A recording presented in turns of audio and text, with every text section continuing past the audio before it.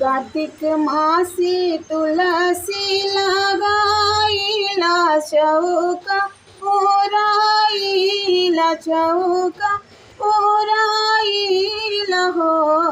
ए सखिया आवेले घरावा नारायण अंगना मोरा पावन हो।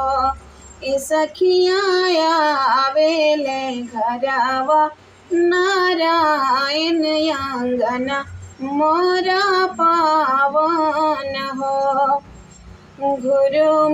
घुरुमी तुलसी पूजिला दियाना जलाईला दियाना जलाईला हो। ए सखिया चरा पसारी भिखिया मांगी बनल ए हावत न हो। ए सखिया चरा पसारी भिखिया मांगी बनल मोरा सिनुर हो। गोदिया में मांगिले बालकवा सोहावन मोरा अचरवान हो।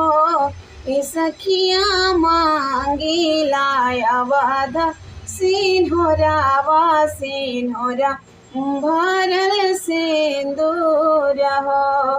ए सखिया मांगिला अवध सिंहोरावा सिंहोरा भरल सिंदूर हो।